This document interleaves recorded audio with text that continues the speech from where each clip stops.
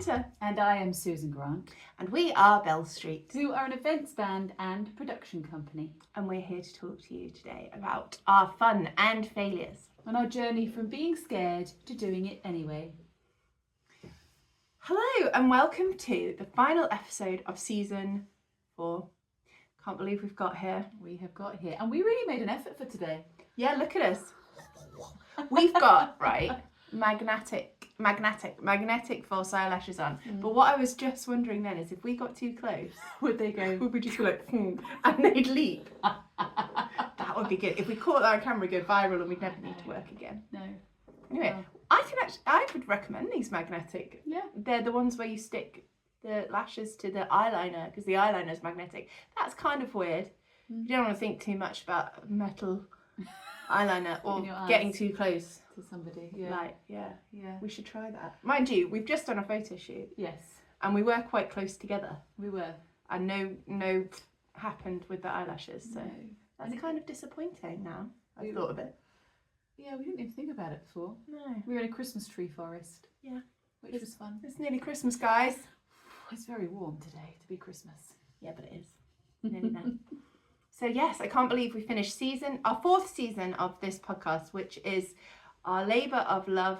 It brings us joy, it brings us tears, it brings us answers, it brings us questions. We're never quite sure what's going to bring us this week to week, but I can't believe we've got this far. Bring us, though, a connection and a chance to talk to some people that we might not normally talk to as well. Yes. So we are very grateful. It opens doors.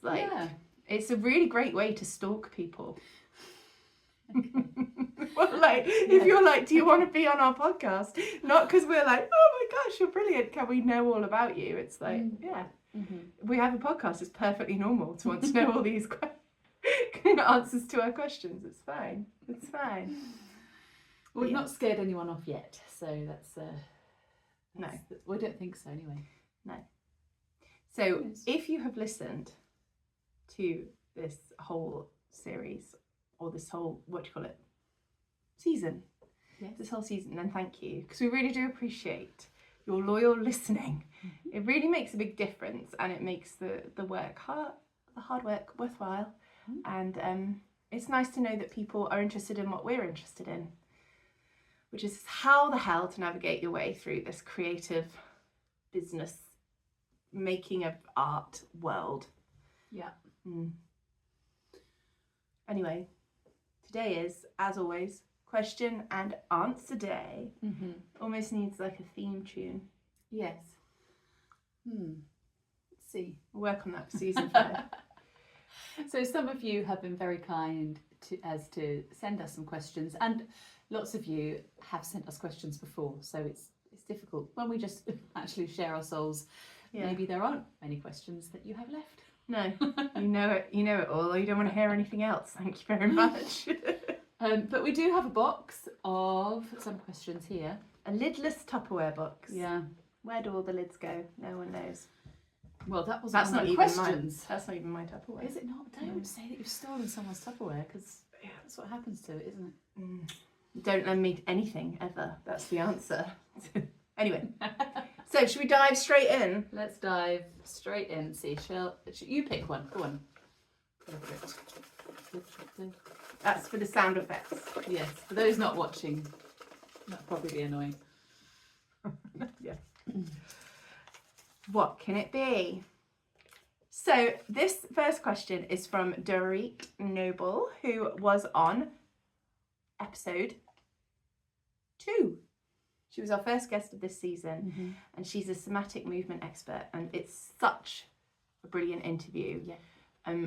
We had so much great feedback from that interview, and it's really interesting and just really relaxing and edifying to listen to. So if you missed that one, go back and listen to it. If you need a bit of zen, or if you feel a bit static in your body and you just think, how do I change things, she'll just tell you to move.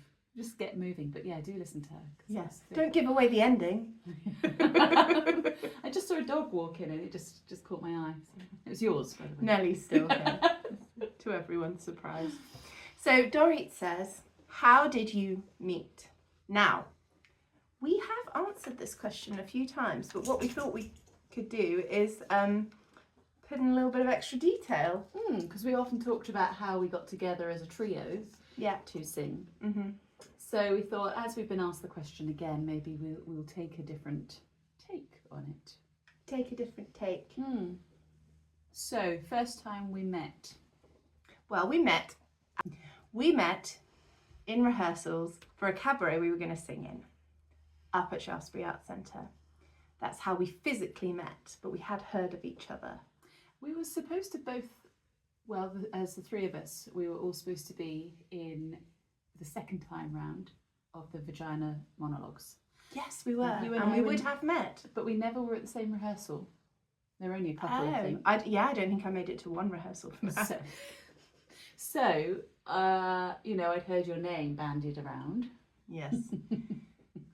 And yes, so it was sort of, we didn't meet there, but then we did meet when we were getting together to have a sing for this said cabaret. And we'd already been put in a trio to sing with Charlie Greenwood, who we've talked about before, who was the third member of Bell Street for a while. And we were singing a song from Witches of Eastwick with her, and that was great. But then I was supposed to be singing a song called In His Eyes with someone who had to unfortunately pull out, and I was gutted because I love that song. It's from Jekyll and Hyde the musical. It's a great female duet, and I was gutted. And then Susan, who we'd like literally just met, was like, I know that song. And I was like, do you? And so we persuaded the pianist who was accompanying us to let us have a little go through it, and we did sing it. And it was pretty good first time. Yes. I've never sung it as a duo. I've sung it in my bedroom a lot. Yeah. And in the car. Did you like that song as well? I loved it. See, mutual love of a song. Yeah. And we just both, I think, felt it and wanted to do it. So still haven't been cast in that musical, have we? No, we pull it out the bag sometimes though, don't we? And people cry when we sing it because it's good. We think. Not to be called with. Yes. So but we didn't. I only knew that Susan had come off the ships. All of them. Like a rat in the plague. Hadn't it? And she'd been in a production at the Arts Centre before, in one I hadn't been in, and then we'd all just heard rumours about each other. Yeah. So it's nice to finally meet each other and be like, oh, you're all right. Yeah. Not the bitch I heard about. Yeah. Don't talk about me. Yeah. Yeah, it's good to actually meet someone and have a chat, not just assume all the things you've heard. Never assume. No. It's normally bullshit. But anyway. Yeah, we were very grateful, and we did actually, we had the lovely Mr. David Grierson as the pianist for that, and that was sort of the first time I'd really met him as well, and he's been a wonderful support to us throughout our Bell Street process as well. He has. He's a musical director. Fantastic. We should have asked him for a question. We should have done. Next season. Don't think he listens. Oh, you go. It's your go. Oh, okay.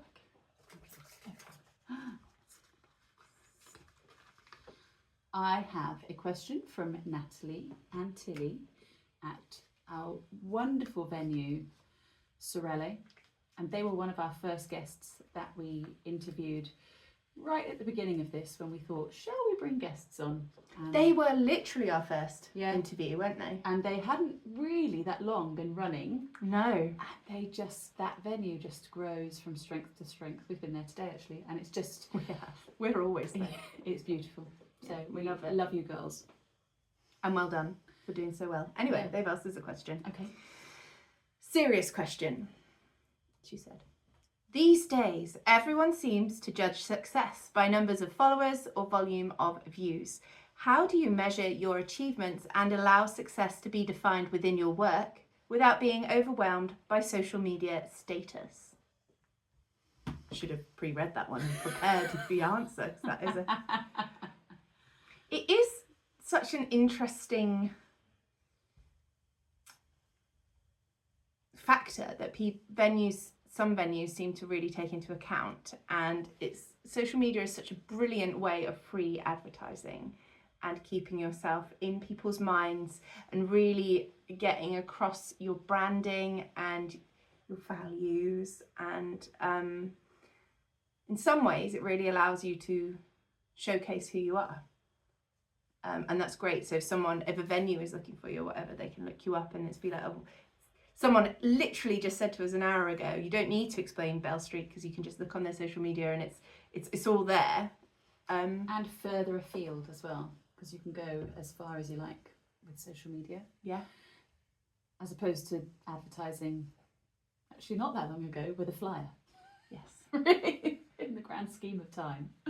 But it is a real focus, and it's so you can become a bit obsessed with it because you kind of set yourself up to think that you need a certain amount of followers and you need a certain amount of views or whatever. And it's so frustrating when you're putting a lot of time and effort into social media.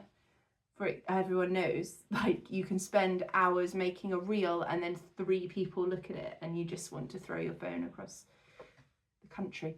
But sometimes you can spend like 2 seconds on a bit of something and it'll be like 8,000 people like this and you're like, oh, great.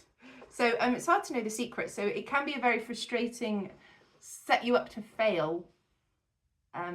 It's a fickle mistress, is social media, isn't it? So how do we measure success? How do you measure your achievements and allow success to be defined within your work without social media? Well, we're always pleased when we've sold some tickets. Yeah. And actually, when we've sold out recently for shows that people have got no idea what they're about to come to, but they buy into us because we have set up a brand of who we are. And people seem to like that. So... And success, I guess, for us would be we're almost always booked from a gig. If we do a gig, we consider it a success. If people enjoy it, and that's the main thing. And then also a little bonus success is if we get a booking or an inquiry from it. That is a success. And more recently, we're trying to lean towards a spreadsheet version of success, where we're making sure that we're having some kind of business success. And how are we measuring that? Well, we've got a meeting next week about We've got a meeting next week. We don't know yet, but we'll let you know. We've got a marketing meeting and a planning, like business planning. Yes, meeting. and we will know then how to measure success. Be interested to know how you girls measure success as a venue and how that differs between because it's 2 women running a business in a very difficult industry. Again, the events and venue industry is really difficult to measure success in. But also, I guess the wins for us are we feeling good about stuff?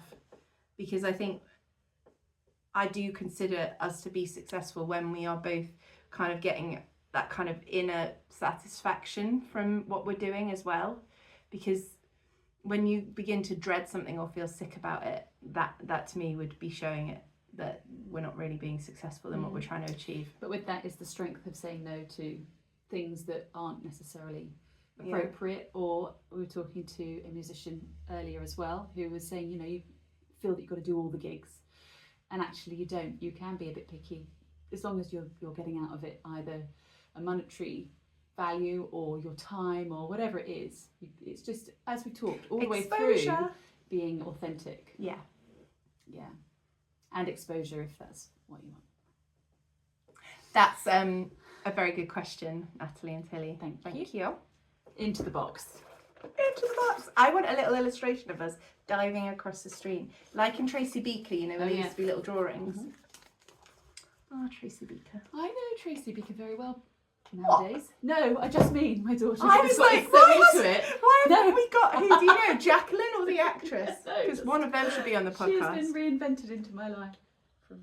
Yes. Anyway, this next question is from Alex, who is a drummer that we've been working with a lot recently as part of the band for Ben Francis, who is a singer-songwriter. And Alex is an excellent drummer for quite a few bands, I think. You've got that question? Oh no, it's on your phone. Yes, on my phone. So I'm just trying to remember it while you're talking. I remember what it was. Yes. Do you remember? Yes. Go then. He said, you go. What is the craziest interaction You've had with a fan? Yes. And I presume he means Not like one of our fans that watch us, not our new fabulous fans. Which is because our fabulous fans have had some crazy interactions. They've been to Truckfest, have they? Formula One. Wow. We've been sending people have been sending we just pictures. had one in Venice. So we do have crazy interactions with those fans, but I don't think that's what he means. No. Have we had any crazy interactions with fans? He's taking one of our fans to Bloodstock this weekend. Okay. Yeah. That would be fun. We'll look forward to some pictures from that. That's just up our market. People we want to reach. Well, have we? I mean, it's always exciting to talk to people who are our fans. That thing though, when do we have fans or just supporters? Supporters. But we did have a recent gig where we had a few people that came up and said, "Hi, how are you?" and hugged us. Oh yes. And we were about to go on, but brilliant. Can't wait to see you again. You know, didn't realise you were going to be here today. And they went away and we both went. I assumed you knew who they were. I did. It was, the penny was like. Well, the thing is, when you perform in different places, you have to remember where you've seen people, and also Susan and I have had jobs outside of Bell Street in quite like front facing. That's wrong, isn't it? Customer facing. Yeah, customer facing. Yeah, jobs where people aren't sure whether you've taught them Zumba, you've cut their hair, have you made them coffee, made them bread, something to do with school. Yeah, have I been on a market stall? Have we fallen out on the school run? Nobody knows. Yeah. So no, we haven't had any crazy fan interactions unless you'd like to become a fan, Alex, and be a bit crazy. I don't know. Well, I did say that one where I always think back to when we were a trio and we sang Alice Cooper's version of Poison. Really brilliant version of it, but we were still working on it. We were nervous about it. It was one of those things that sometimes you have to close your eyes to get the note right, and we were still at slight squinting stage. But it was a bit of a weird evening. It was a funny venue. The acoustics weren't great, and we had this table of a party of people who had drunk more and more throughout the evening, mainly men, and one man, as we started to sing it, stood right in front of us, microphones here, he was here, and sang Alice Cooper's version of Poison at us whilst we were trying to sing this lovely arrangement.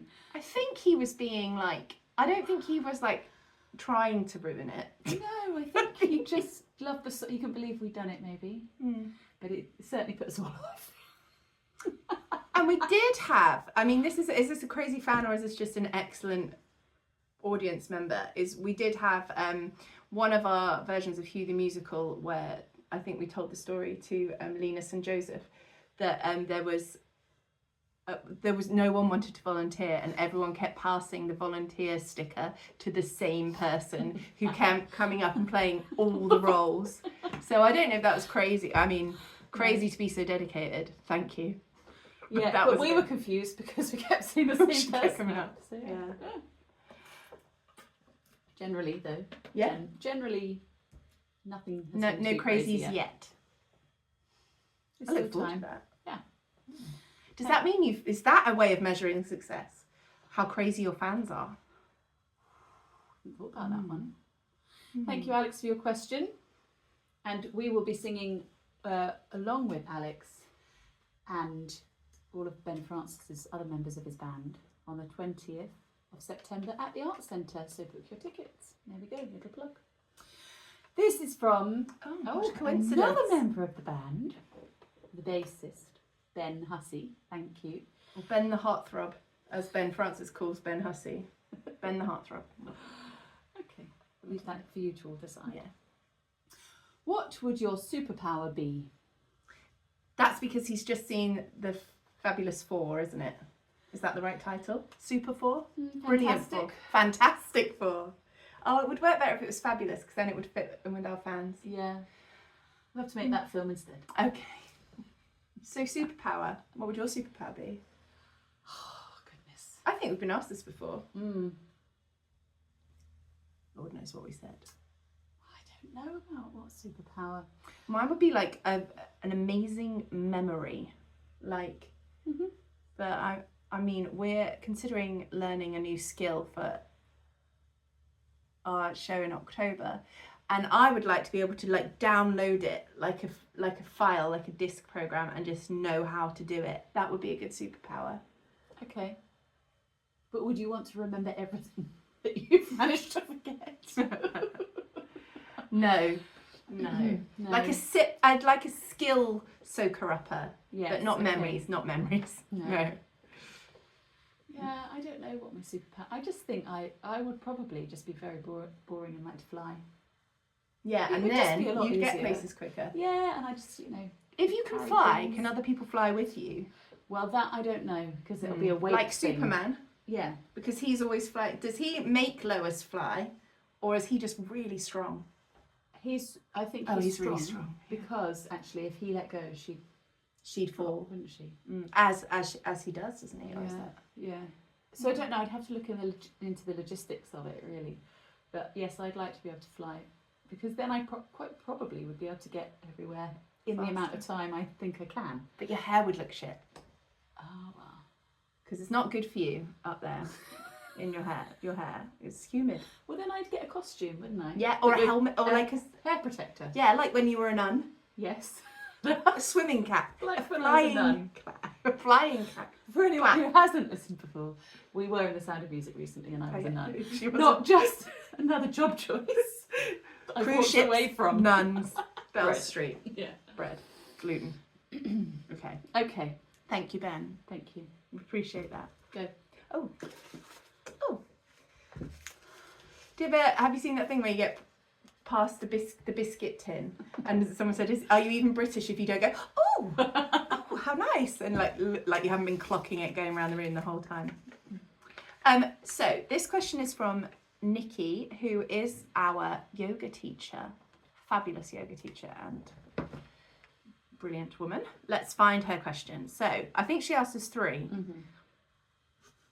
I think there's one we decided not to. Nikki, we've decided to leave one of those out.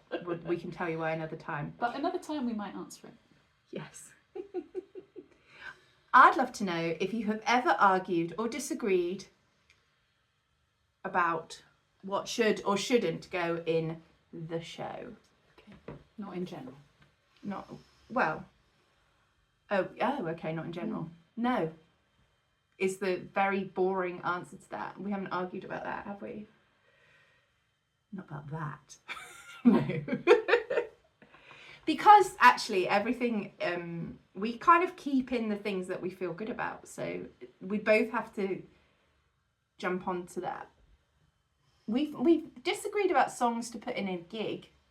Yeah. We will make concessions, like we might, like, definitely there's songs where you're like, I just don't like this song, and there's definitely songs where I feel like I don't like this song, but the other one wants to try it. I mean, I haven't caved yet on you know what I'm gonna say, Sweet Child of Mine. But it's not that I haven't caved, it's that what do we do in the guitar solo? Yeah, we just need to find a good version of it. Yeah, But, so it's not that we're not gonna do that. No, okay. It's not. But so gigs are harder because we are incredibly different. We don't have very much in common outside of making this. Like, we don't like the same music. You know, there's lots of things we don't have in common. And music, you know, apart from musicals, we don't really pick the same music that we enjoy, particularly. 90s, we like the 90s. Yeah. But like Susan will be like, oh, you know this song? And I'll be like, I literally have no idea what you're talking about. So we have, yeah, and church. We've both got quite religious backgrounds. So we do, we'll not agree on that, but, you know, shared trauma. Yes. Yeah, we have experienced a lot from... We've experienced a lot of church. Oh, I nearly read that one we're not doing. So she also asked, what's the best thing about working with each other? Anyway, moving on. Yes. Well, I think we have answered that before, but I think it's that we just work together really well. We have a similar trajectory, a similar way of thinking and working that works really well, and that doesn't tend to irritate each other, whereas we have worked with other people and it does irritate them. And as you said, we don't have an awful lot in common, really.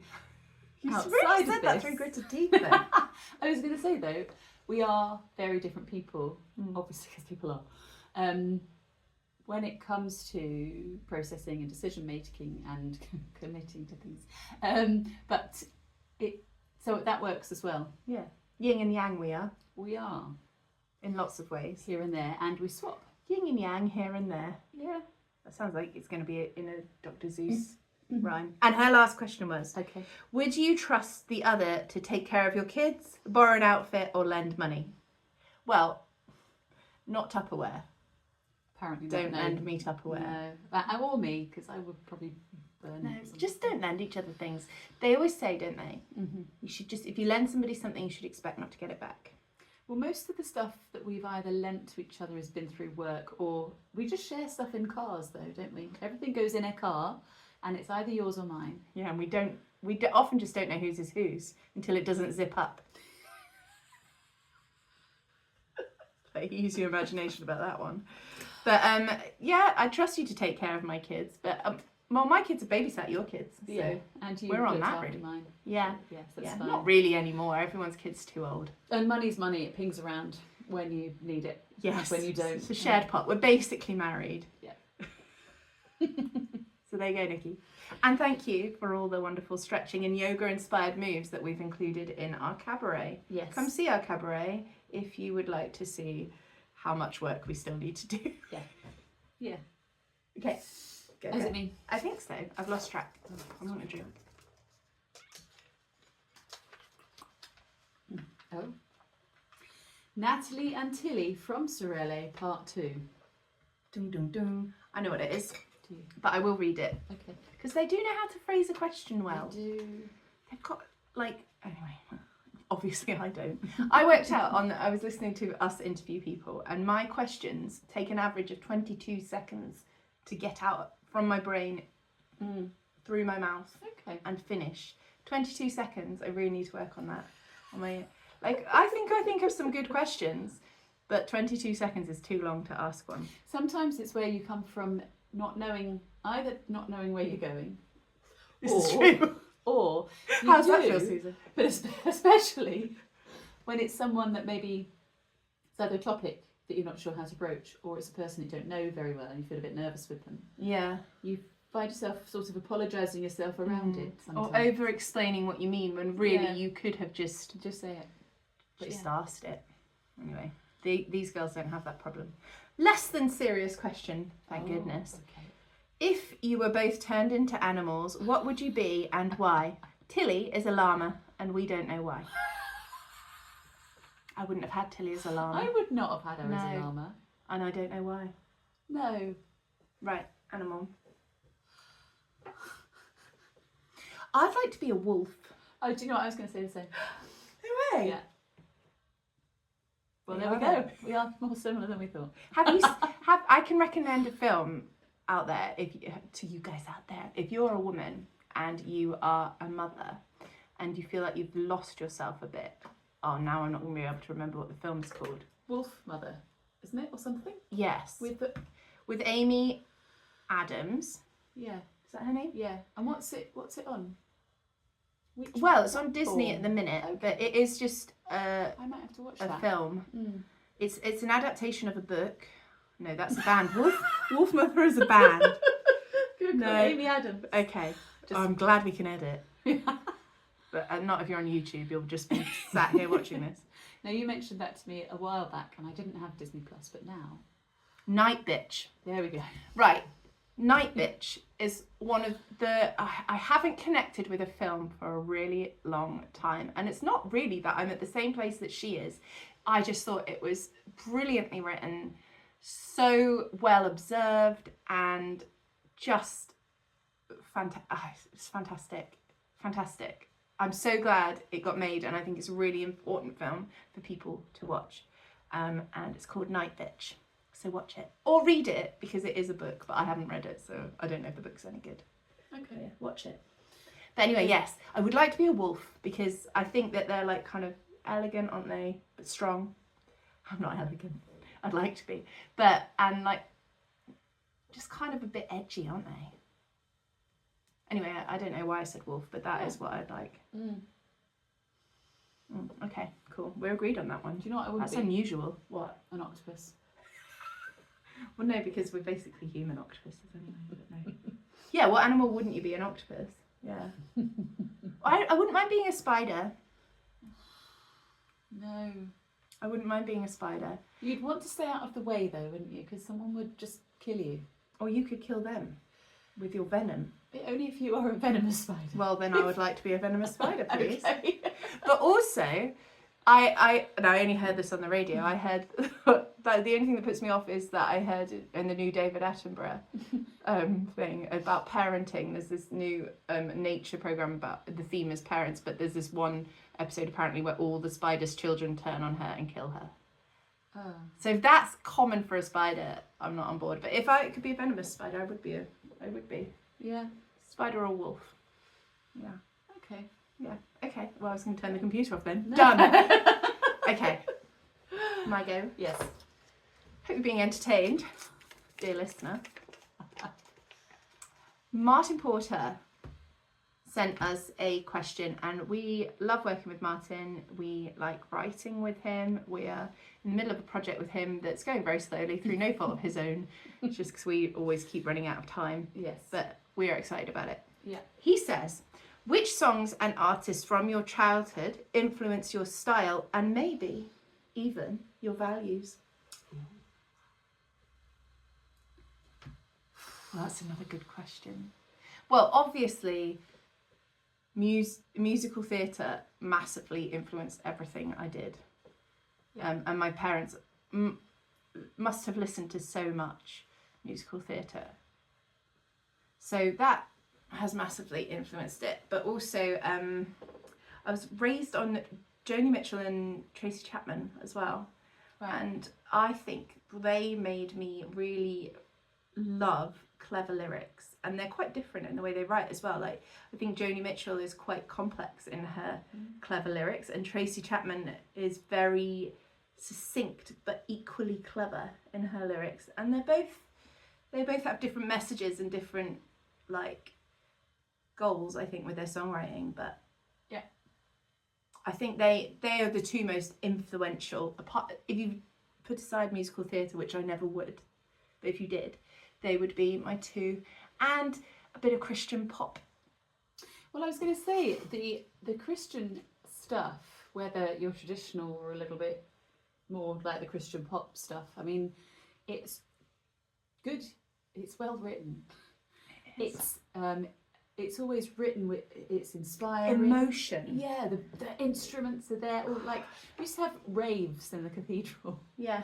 And the music would flood it and everyone would be there. Because what's cool about religion is the spirituality connection. And there is such a spiritual connection between music and people. That's the bridge sometimes, And isn't also it? you learn to sing. Yeah. I mean, not everyone is into all of that, but everyone knows a hymn.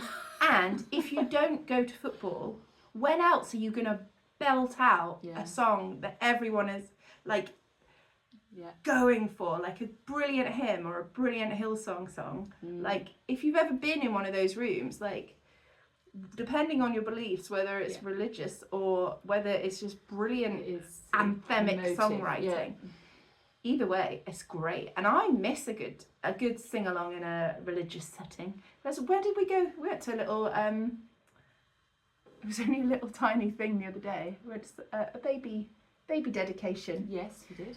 And it was in a small little church. Love a good hymn.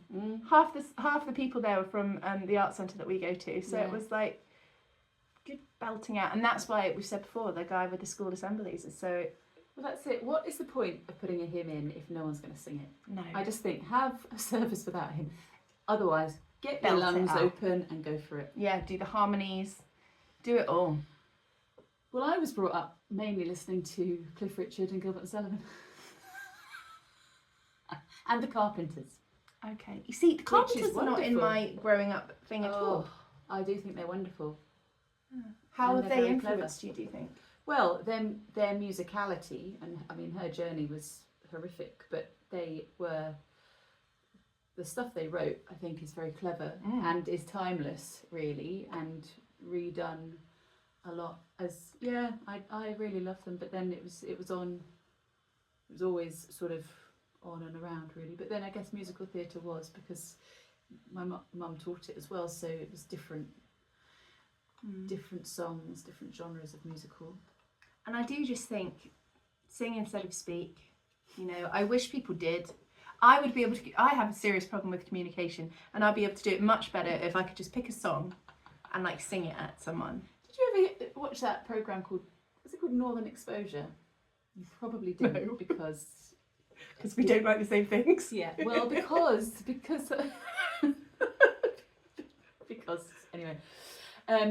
But there was a woman in that, it was a long time ago, I can't remember what sort of era it was, but she could only sing, she couldn't speak. And I remember her singing a song in this episode about the fact she could only sing. Yeah, and that's all I remember, a snippet. It was from the 90s, I reckon. Maybe if we ever have to have an argument, which, thank you, Nikki, we haven't yet, and I climb up, I'm rubbish in an argument, and you would say, well, I would come round and we would have to talk about it. But what if we just sang like Javert and Jean Valjean? That we could do that. Could we do it on the balcony though?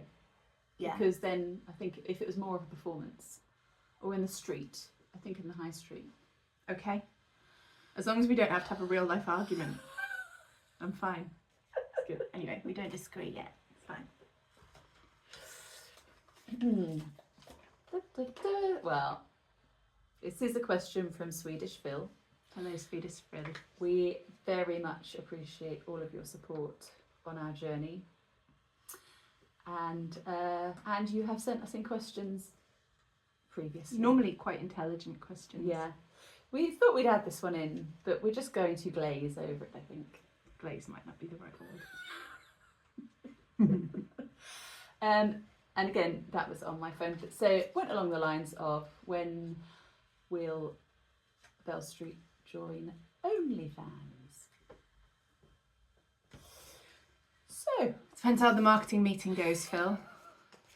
That's how that goes. keep you updated.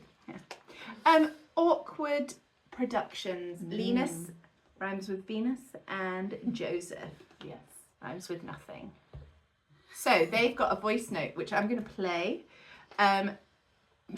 One of our favourite guests we've had on, because we love their energy, and right now at the moment they are up at the Edinburgh Fringe, just absolutely smashing it. We can't wait to hopefully meet them properly. They agreed to go somewhere with us on the interview, which was episode. Anyway, it's called Don't Ask for Permission. Yeah. But I mean, we don't know.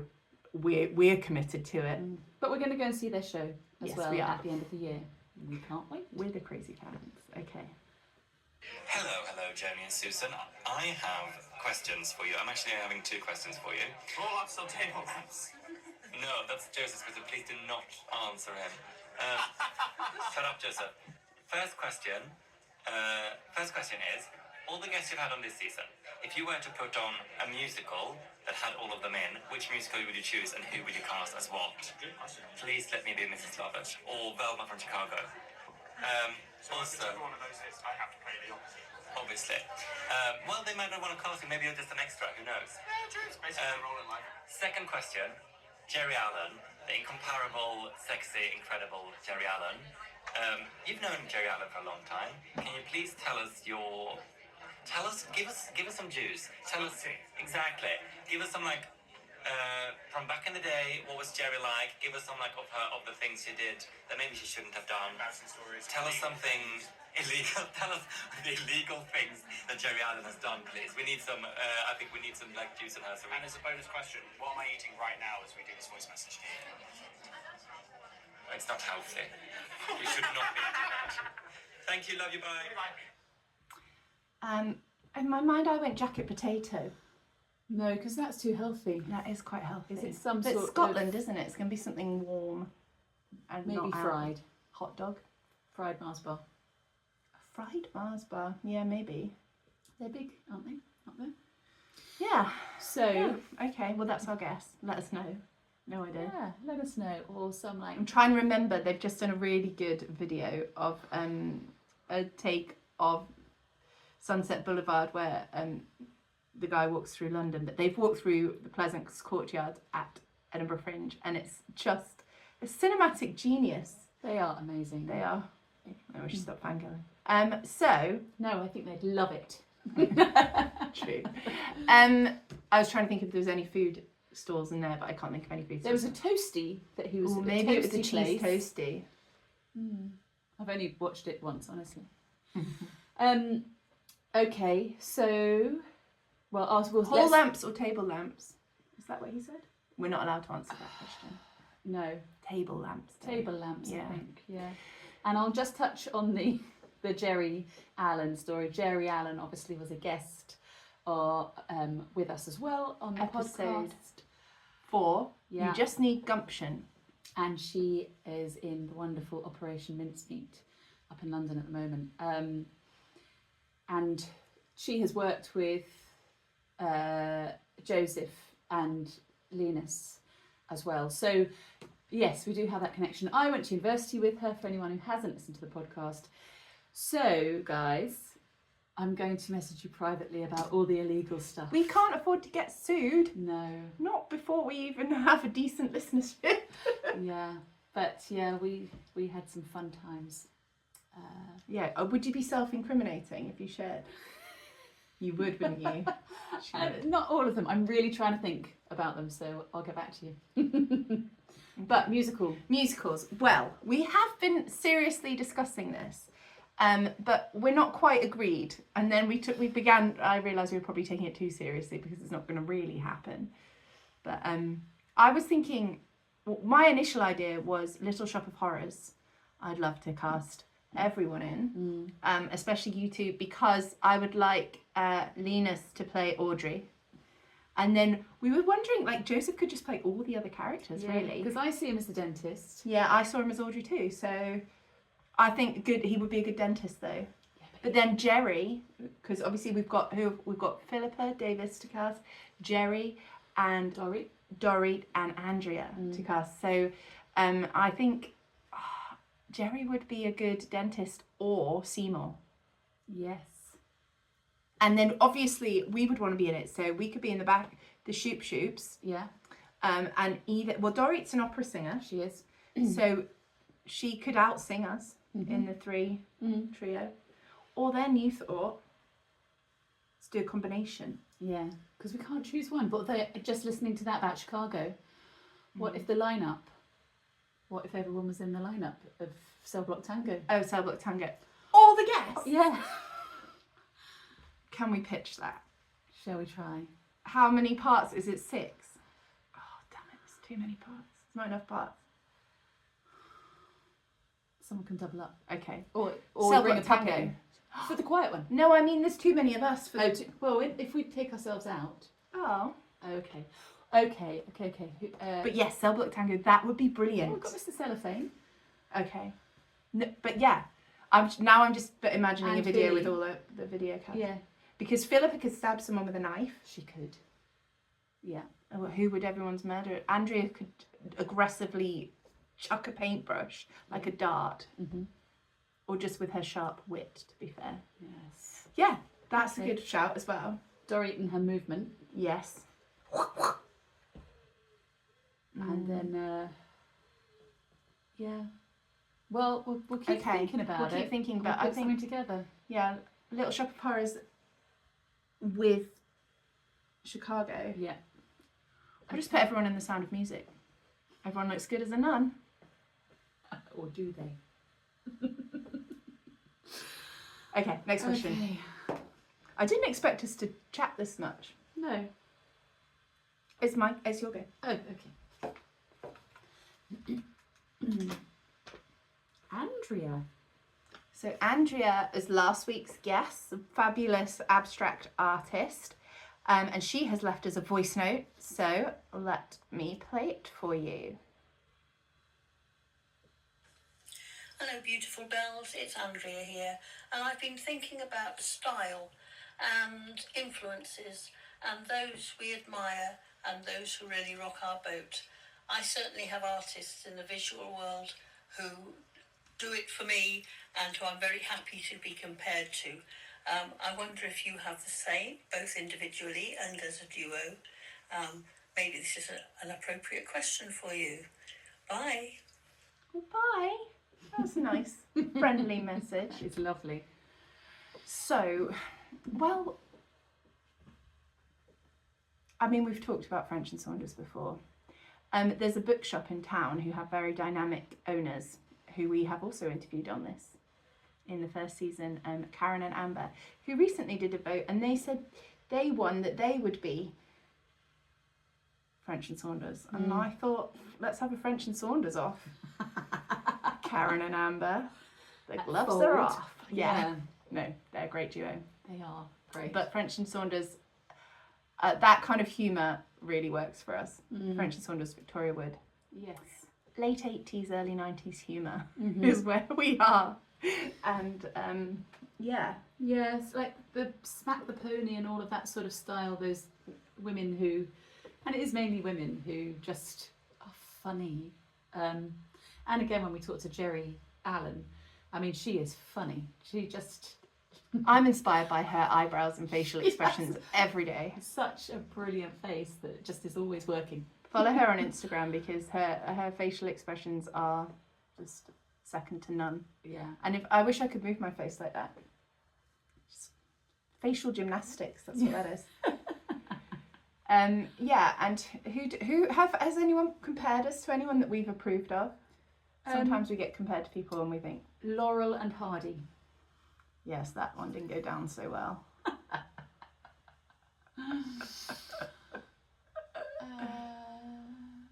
Well, no, but again, we're very inspired by Fascinating Aida We and are. how clever they are with what they do, and Their humour. people have sort of mentioned that with a couple of the most recent parodies. They have said, "Oh, that is very sort of fascinating Aida-esque." Yeah, and Which is career nice. longevity and Yeah. relevance. And Yeah. also they do a great job of thinking about their message and what they're trying to say. Like they'll be very funny and then what they'll come out with will suddenly just hit you. Their message is really hard hitting and inspiring. So we've also taken a lot of inspiration from Linus and Joseph, who have actually all of our podcast guests.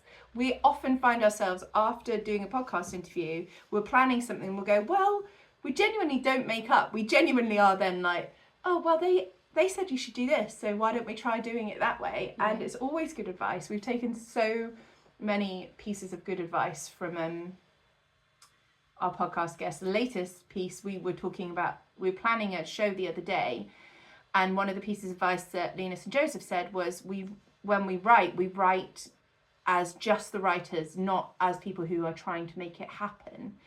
So we just write what we want to happen, and then when we come to produce it, we think, oh, how are we going to make that happen? And that's where the kind of interaction of things comes from. And we remembered that the other day when we were thinking, oh, but how are we going to make that happen? And we were like, just write it, and then we'll find a way to make it happen. So that's why this podcast is great for us, because we just get so much good advice from people, and the people that we have on because they've inspired us. So just look down the list of guests. They're the people we love to be inspired by, including yourself, Andrea. Yes, very much.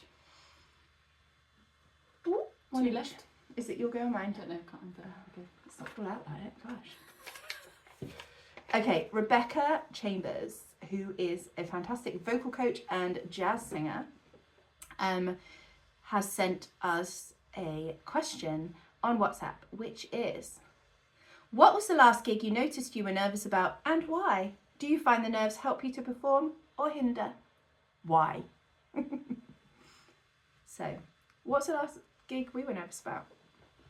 I was nervous about one recently, and I couldn't work out why I was nervous. It was the Fringe. It was the Friday of the Fringe. Oh, really? Yeah. Oh, yes, I remember you saying that. And like, it was so strange because it was, but I think because there was a lot of other stuff going on around it, it wasn't just like get ready for a gig and go. It was that thing where you haven't got time to get into your zone before, which I did actually have time in the end, but sometimes actually to get into your space before you rock up somewhere. So it's more the outside stuff. Not actually That about was my making you ability. nervous. Yeah. And that is hard when especially when you're you're multitasking and you're doing a ton of other things. I know Rebecca has a lot of other things going on as well. And so to get to know that you're going to have that headspace to put yourself in the performing zone is, and if you think you're not going to get it, that is worrying. So even though you know what you're doing, whatever, but it's just something about, I don't know, setup but I think we were both quite nervous when we first did our Glitter, Guilt and Good Intentions as a bit of a showcase, and probably the Rat Pack, because it was brand new and you've got no idea how people are going to take it. I was very nervous before the Rat Pack girls because of that, because it turned out it was quite Bell Street. It did have a Bell Street theme running all the way through it, but it didn't feel like we could just switch on our characters as Bell Street and be that. So it was, were people going to hate it? Were they going to like it?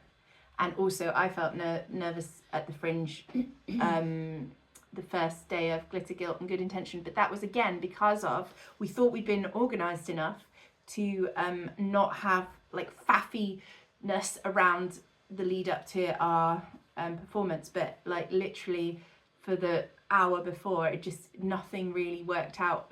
Even though we've been really organised, it didn't feel slick. It felt like we had so much to sort out, and I was getting really flustered and like anxious because I thought I'm not going to have time to just take a minute and be like, okay, we're going to do this now.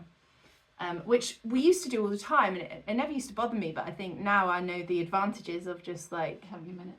Yeah. Because also when you're dealing with other people's questions as well, that's all very well because you're the one with the answers. Yeah, and you're the reason that people have questions. Yeah. But yeah, you do need a moment just to breathe and compose and to get into that performance space, I guess.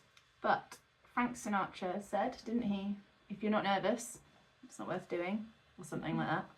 And that's kind of how a Rat Pack show goes. But he definitely addressed that. Yeah. And Rebecca said, do you use those nerves? And it's like, yeah. Yeah. Of course you do. Because you always need adrenaline. And if you are the very odd occasion that you're doing a something, whatever, and you're like, oh gosh. As we were talking about earlier with gigs, and you've got to enjoy it somehow, even if you're nervous. And another thing is, they say, don't they, there's such a fine line between the feeling of anxiety and the feeling of excitement.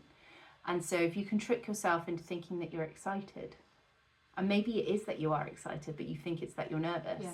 There's such, like, they bounce between the two things, and it's such a fine line that actually I've begun to try and remember to think, it's because I'm excited. It's because I'm excited. And try and go with that. Don't know. Sometimes it works. Sometimes I forget where I'm going. Who knows? Thank you, Rebecca, though. Yeah, thanks for the question. Last one. I always think these episodes are going to be really short, and then they're not. Philippa, your question, which is on Instagram, and we so loved talking to you. When was that? Recently? Well, it came out because we have to always pretend it's like the Graham Norton show that someone's just performed. Yeah. So that would have. We loved talking to you about 3 weeks ago. Yes. But really, it was longer ago than that. Ages ago. So, but it was such a great episode. Please go back and listen to that. Yeah. And we hope to see you again. We know that you're really busy all over the place, but yeah, it was fun. Any ideas for song titles for Private Chef, the musical? Oh, we definitely should have thought this one through. Well, so obviously Philippa is a private chef, an international private chef. What was it? Of mystery. Of mystery. Yeah, that's, we could play into that with the title. Okay, yeah. Some kind of James Bond feel with the lead. Maybe Adele could sing it. Yeah, maybe some sort of strong singer. I think you need a good... I like that neither of us thought of us. Some kind of strong singer. Yeah, a bit more... Yeah, Adele wouldn't be my first go-to. No, probably not either, but a good I can see the music video. Yes, you want a build. Yeah, and it's Philippa like strutting in silhouette through like... she always looks amazing.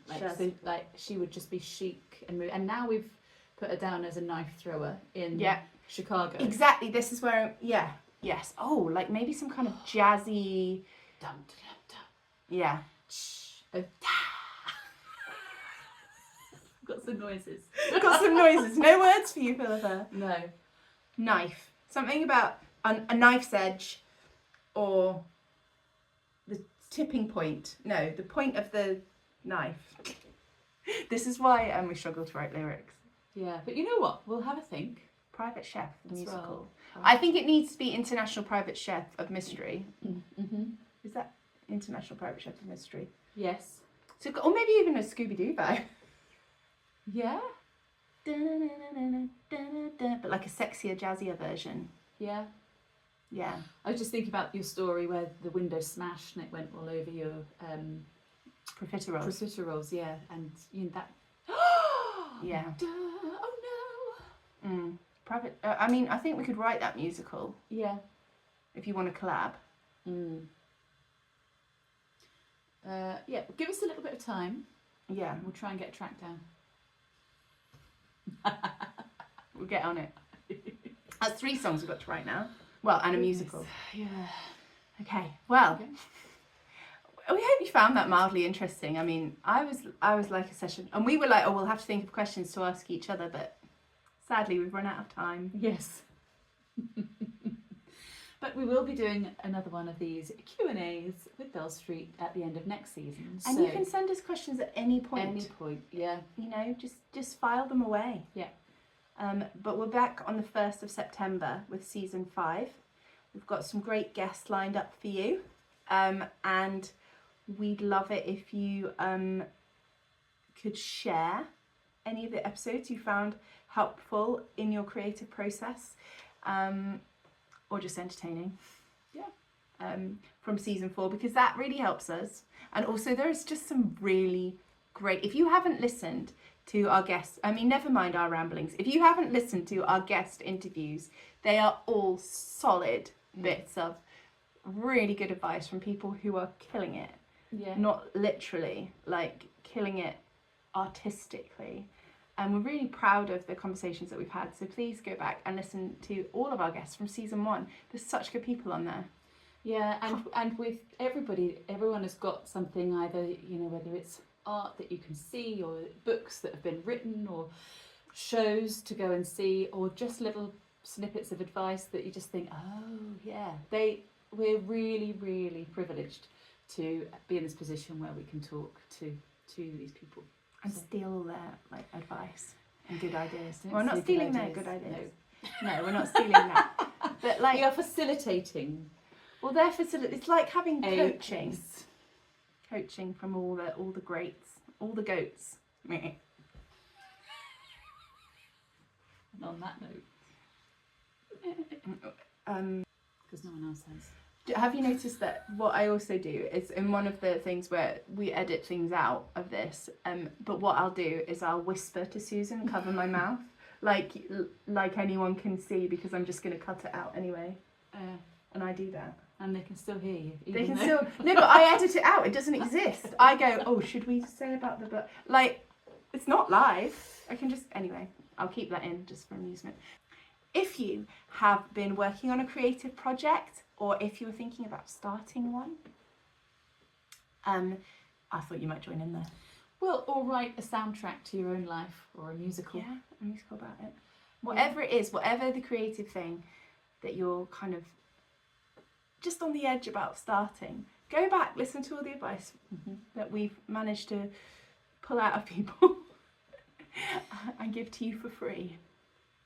And just do it anyway.